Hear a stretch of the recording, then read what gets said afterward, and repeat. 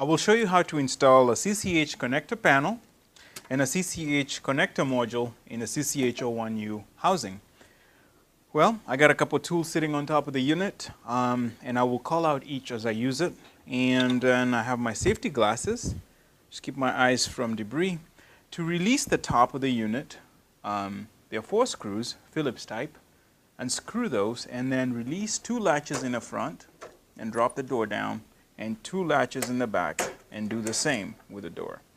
And then lift the top off just like that. There's a sliding tray on the inside. Pull the tray forward. There are 2 locking pins here. If you need to lock them up in the up position, just pull up and rotate 90 degrees. I will leave mine down to keep my tray from falling. Let's start with the panel, which looks just like that. I have released 2 blank panels, which normally go in here just like that, by squeezing in on the little tabs on the front and lifting them off. On the panel, make sure that the plungers are fully retracted before installing, and then align the holes and then depress the plungers just like that. To secure the cable, one thing is important. My cable strain relief is on the left. You could install it on the right.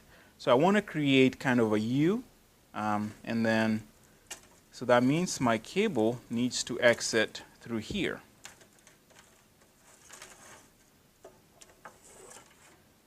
So once the cable is through there, I need to secure it to the sliding tray, and I'm going to use cable ties.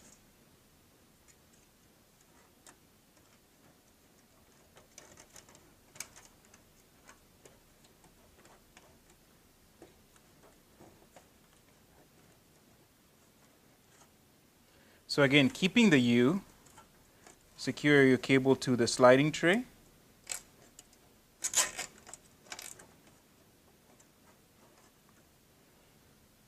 Trim the excess. Now the reason why we put the housing, slid the sliding tray all the way forward is so that we can gauge just how much slack is required of the cable to ensure proper operation of sliding tray. So at this point, I'm going to slide, kind of hold my cable in the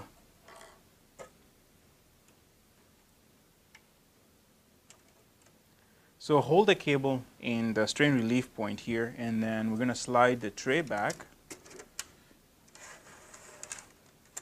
So in a fully retracted position, you'd have about that much slack. So I'm going to adjust this so that I have just a little bit less, right about there. And then I'm going to check the operation of my tray again. And as you can see, I have just enough. I have a little U there, and when the sliding tray moves all the way back, the bend on my cable is not too tight. So at this point, you would strain relieve the cable permanently here. Install one of these wire clips right about here.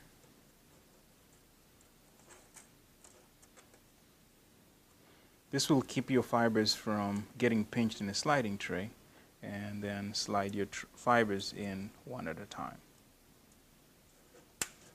Just like that. For the module, the same thing happens. Tray forward, install the module, make sure that the plungers are fully retracted. Notice the way the cable exits. Again, we want to create the U. So I'm going to make the cable exits face away from the cable entry point, and then install my module, pass the cable through and semi-attach it to the strain relief. So once the cable is through, again check for proper operation. So I'm going to slide my tray back.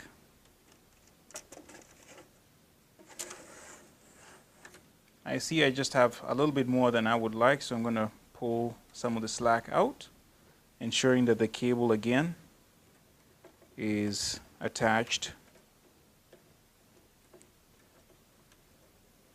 to the strain relief, and then check operation one more time, and everything looks fine.